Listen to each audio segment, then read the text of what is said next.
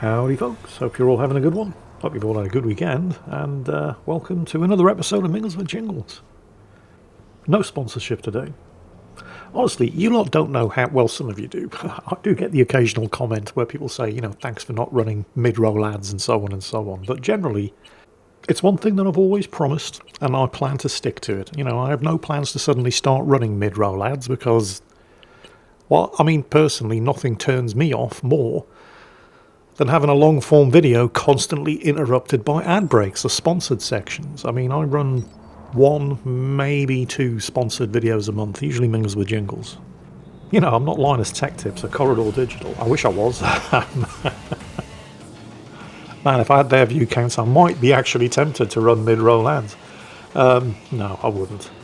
Because nothing turns me... I love Corridor Digital. I love Linus. I love all kinds of YouTube channels that I just can't watch anymore because of the sheer number of sponsored ad breaks. Like 4 ad breaks in the middle of a 20-minute long video. Nobody's got time to watch that. And it does, hurt me financially. Well, YouTube would like me to think that it hurts me financially because YouTube want to basically loot and pillage my channel for everything it's worth before leaving its smouldering corpse into the dust and moving on to the next channel. But I genuinely don't believe that turning on mid-roll ads would be beneficial. It would in the short term, absolutely. But in the long term, I firmly believe it would just drive people away from the channel. They would stop watching, especially, the longer videos that I do, minimum 20-minute length, usually. Unless it's a World of Tanks video, but that's not my fault. The battles are over so quick these days. But even in a 12-minute long World of Tanks video, if you watch other channels and you don't have YouTube Premium, you'll get 2 ad breaks in the middle of a 12-minute long video. No. So, yeah, no plans to change, and I realise that... But, at the end of the day, I don't need to make all the money in the world. I just need to make enough money to be able to put food on the table and take care of my cats. Oh, I mentioned the cats. I have to pay the floof tax. Here we go. Cat pictures included at no extra cost. But I can put food on the table and take care of the cats. And the only price is 1, maybe 2 sponsored videos a month. Instead of 4 sponsored sections in every video that I upload. Because I'm not Linus Tech Tips. And that's a price I'm entirely happy to pay. And hopefully it's a price that you lot are entirely happy to pay too. Because I don't honestly think it's asking too much. Unlike the majority of YouTube channels, I'm fairly sure I'm unlike the majority of YouTube channels in that you can turn up to watch my videos and there might be an ad at the start, there might be an ad at the end, but once that initial ad is over, you're going to get an uninterrupted video for however long it lasts. In some cases up to an hour, which I think is a pretty good deal in this economy. Anyway, moving on. So, what's new this week? Not a hell of a lot. At least in the PC gaming world. There's a ton of, as always, a ton of hardware and AI news, but most of the hardware news is bad news. Xbox just announced their new Xbox handheld, a snip at a mere $1,000 for a handheld. Have Xbox just given up on selling hardware now? Do they just not want people to buy their stuff anymore? Is that it? Because that would make sense. That would certainly explain a lot. A handheld that costs more than a PlayStation Pro 5 after the PlayStation Pro 5's price hike. Substantially more than a PSP 5 Pro. What the hell, Xbox? Well, you can always rely on Microsoft for a laugh. It's a fake laugh, but the tears are real. Oh, speaking of, let's call it amusing hardware news. Do you remember, I don't know if it was last week or the week before, I mentioned that Android are removing the ability to what they call sideload apps onto your Android phone or device. They call it sideloading. I call it installing. Unless you've gotten your stuff from the Google Play Store, they're turning Android into a closed ecosystem in the same way that Apple have done with the iPhones. Just like with Apple, if you're an Android user, you're not going to be able to install whatever the hell you like on the device that you have bought and paid for. So that's happening. What's that got to do with this week's hardware news? Well, this week, Android announced a partnership with Qualcomm. I think it was Qualcomm. Whoever the partner was isn't important. The detail is that they're now going to start building and selling Android PCs. Yep, Android PCs are going to be a thing. And they're going to be just like real PCs, you know, the one that I assume most of you are probably watching this video on. Just like real PCs, except because they're Android PCs, you can only install software that Android has okayed first. It's like they just don't want to sell PCs at all. I mean, do you even understand this market? What the hell? It's their money. Fine, whatever. Let them waste it. In other news, Sam Altman, the president, CEO, whatever, the guy in charge over at ChatGPT, might have mentioned that the AI industry might be in a bit of a bubble. Gee, Sam, do you think? So, for those of you who don't know what a bubble is in economic terms, ironically enough, I'm going to read you an AI overview of what a bubble is. Okay, you ready for this? An economic bubble is a period of rapidly escalating asset prices that far exceed their intrinsic value, driven by speculative investment and investor enthusiasm. This price surge, often amplified by easy credit and herd behavior, creates a feedback loop where the belief in continued price increases attracts more investors. Eventually the bubble bursts, leading to a sharp and sudden decline in prices, a market crash, and potential financial losses and economic consequences. There you go. So why was that ironic? Well, we're talking, of course, about the AI bubble. See, the thing about being in a bubble is that when you're in a bubble, you don't know it until after it bursts. Although if you're paying attention, there are always signs. So things like escalating asset prices that far exceed their value. So, I mean, I was watching a video on this just this weekend. I wish I could remember who it was so I could actually refer to them and credit them properly, but I can't because I'm crap. But one of the examples that he gave was if somebody pays $10 for a banana, that doesn't mean that bananas are now all suddenly worth $10 each. It just means that somebody got really, really excited about bananas and started paying $10 each for them, hiking the price up. They're still only actually worth 25 cents each. But somebody's about to have a really, really expensive and overpriced smoothie, in the same way that just because Meta, you know, the Facebook people, Zuckerberg's company, just because they're investing heavily in AI doesn't mean that their shares are actually worth the $743 that they're currently trading for. It's just that people have got this fear of missing out. They don't want to be the dinosaur at the robot party, and so they're all jumping on board because they don't want to get left behind, just in case it turns out to be the next big thing. But here's the thing. The other part of this equation, extortionate and inflated prices for something that has no intrinsic value, what actual value does AI have? Because, I mean, it's kind of like Elon Musk, because, you know, he keeps promising proper self-driving cars next year. He's been promising that every year for the last 10 years. And people like Sam Altman of OpenAI and ChatGPT and Mark Zuckerberg of Facebook, and whoever's in charge of Google these days, I don't know.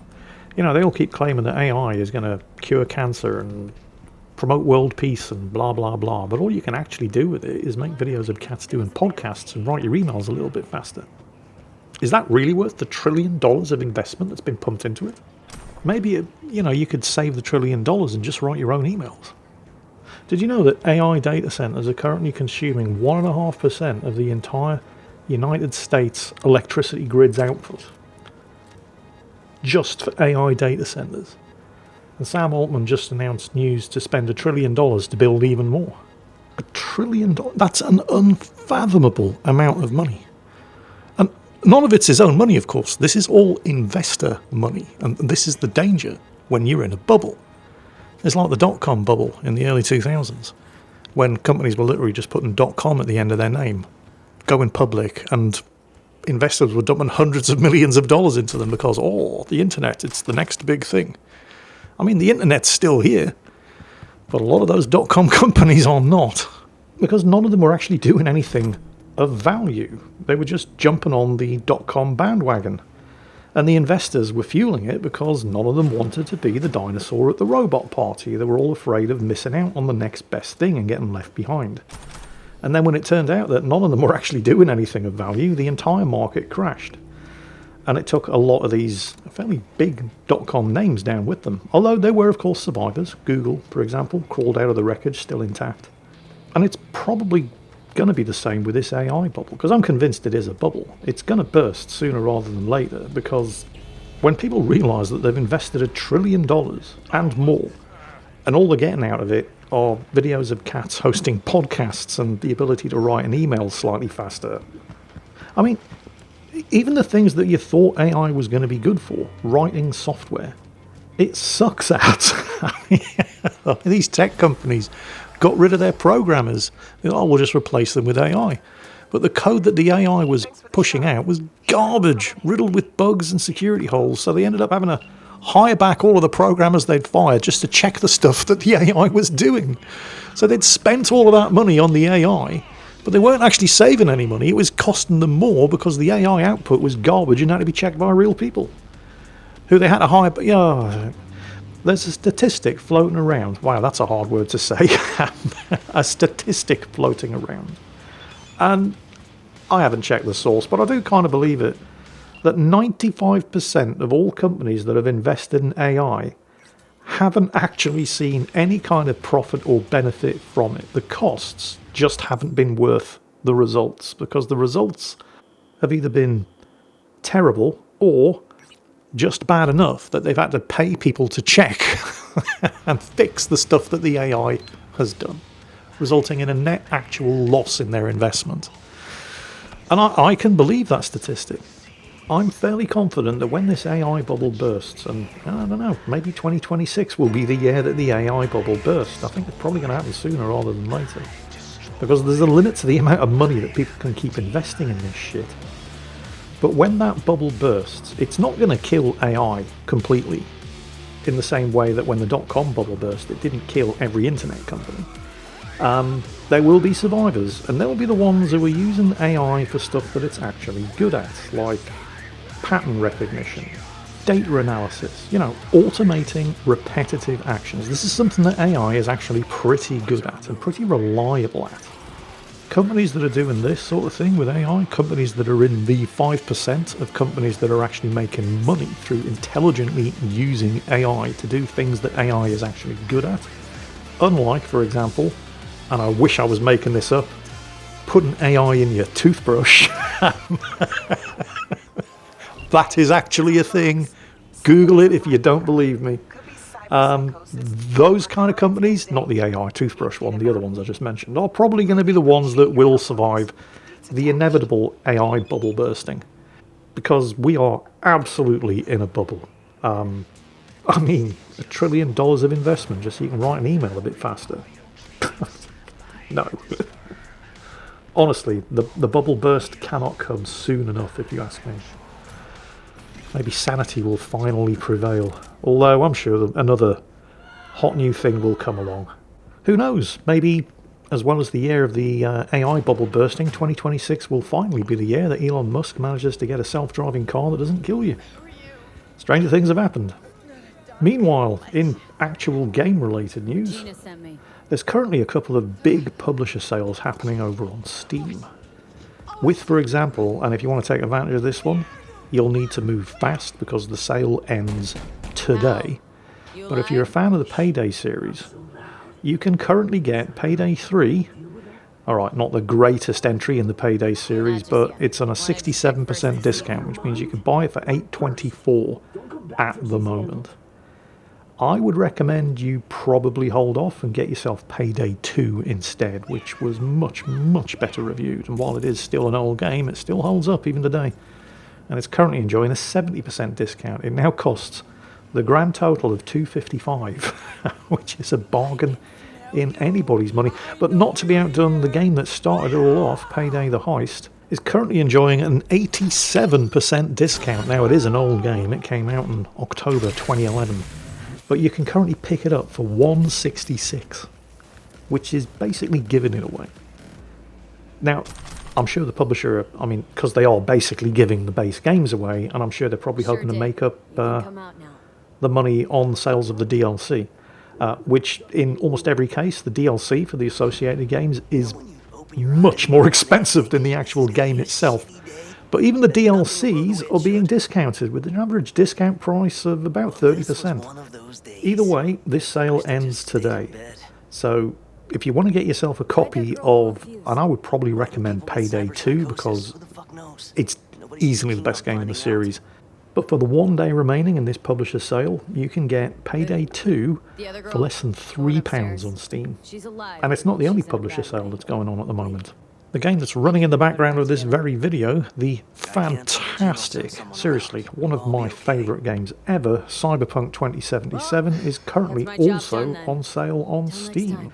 Currently you can get it for a 65% discount, that's $17.49. These prices are in English money, of course, whatever that equivalent is wherever you're watching this. You're definitely going to want to get the Phantom Liberty DLC for it as well though, which is even better than the base game, and is also being discounted by 30%, which puts the price at, oh look at that, exactly the same, $17.49, which means you can get Phantom Liberty and Cyberpunk for less than the actual price of Cyberpunk, which is months of top quality entertainment. And literally months. There's so much to do in Cyberpunk and its DLC. Months of entertainment for less than the price of a meal for 3 people at McDonald's. Which probably says more about the cost of a McDonald's these days than anything else, but you get the idea. Seriously, I recommend the next time you log into Steam, most people probably do it every day, but most people just either browse the front page or skip straight to their library and check what patches and downloads are available.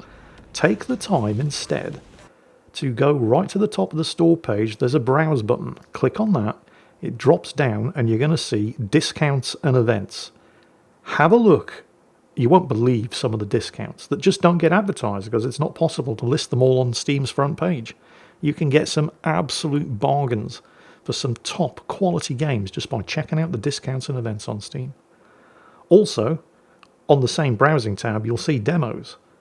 I recommend you check this out too. If I hadn't been checking this out, I wouldn't have noticed things like Into the Dead, Our Darkest Days by... Yeah, okay, I can't remember the name of the dev team. But they're an independent developer based in New Zealand. And this is how they get their games noticed, because they don't have Electronic Arts marketing budget, so they put free demos up on Steam.